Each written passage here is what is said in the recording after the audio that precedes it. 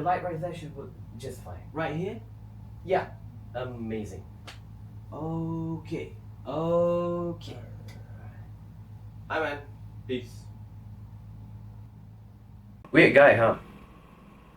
Oh, that shot earlier, it was taken by the iPhone 14 by the DJI Osmo Pocket 3. Let's review it, shall we?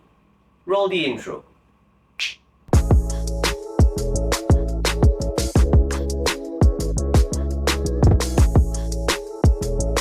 Hey everyone, Zach here, and welcome back to another review. Today, in this video, we will be reviewing the DJI Osmo Pocket 3.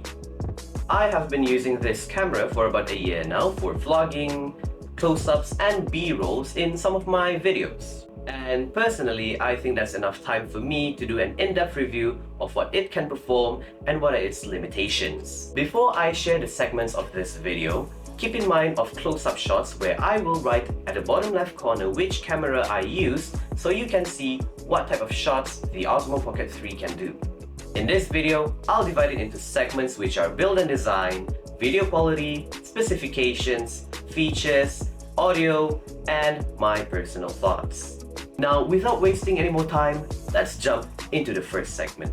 The Osmo Pocket 3's build and design is definitely premium. Although it is plastic on almost its surfaces, it doesn't feel like it's made of cheap plastic. Though there are some rubbery sides to improve grip when you're handling it in your hands. It's quite lightweight with only 179 grams, which is most likely easy to bring along and would not tire your arms easily.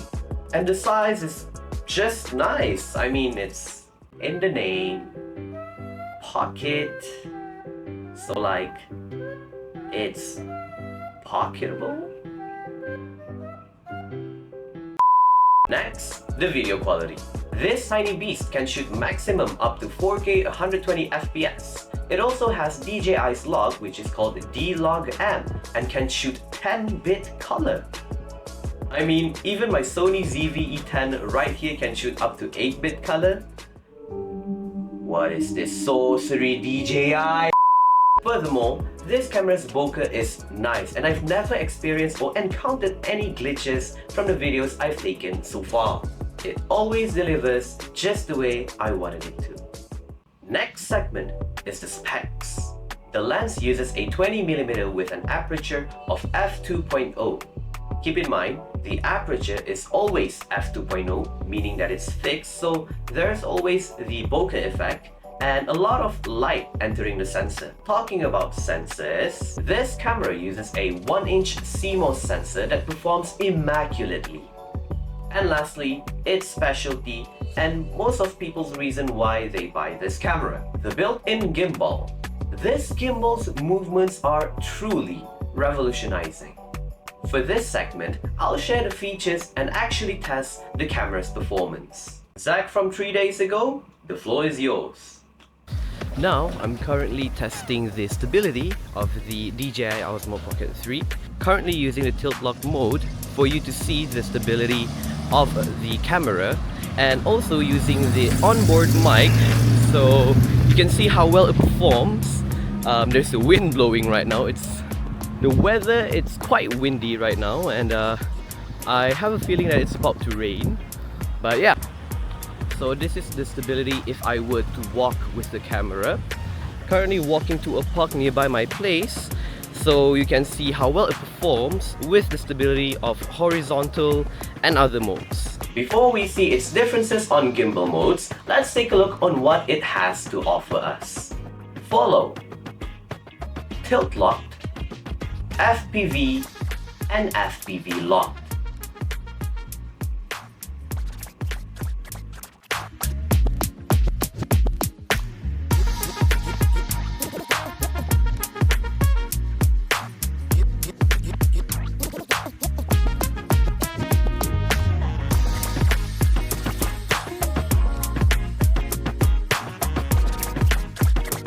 For this segment, I'm gonna measure how well the active track for the DJI Osmo Pocket 3 works.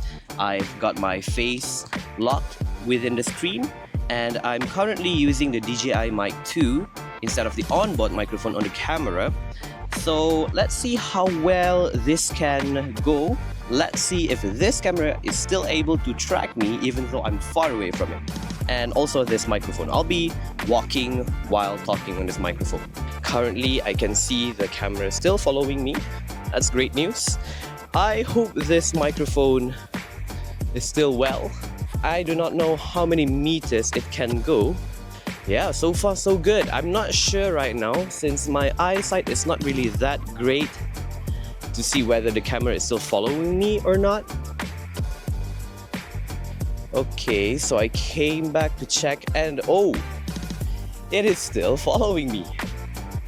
How amazing and great this camera is. So as far as I know, if I turn my head away, the camera would still be able to recognize me if I turn my face back to the camera itself. Yeah, let's go in the middle. Well, this is nice. I'm quite far away from the camera. I'm with a bird. Hello, Mr. Birdie. Would you like to speak? Would you like to say anything?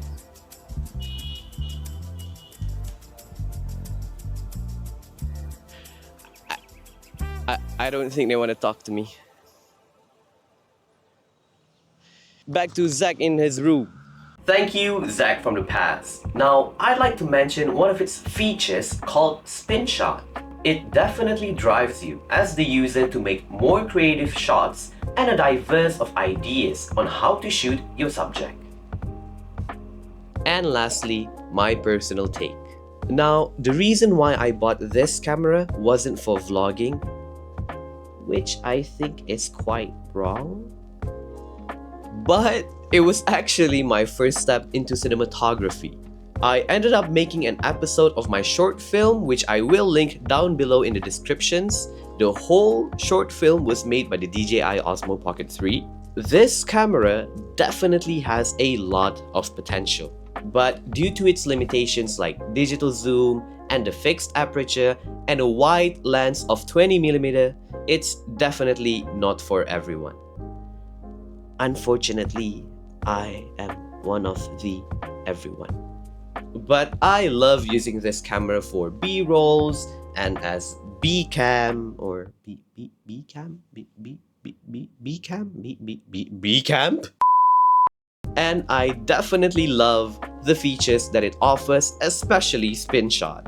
You can truly be creative with it, make B-rolls like close-ups or literally anything you can think of. Before I end this video, I'd like to mention that this review is based on my personal take. I tried my best keeping it short and informative, but as always, the true decision in buying your camera is up to your great decision. Thank you so much for watching, everyone. Leave a like if you enjoy, subscribe if you want to see more, and put on the bell notification to see more videos and reviews like this. That's it for me.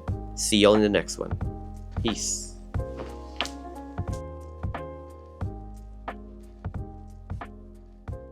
I should do this more often. I feel this seems fun. I like walking around with a camera looking at me. That sounded weird.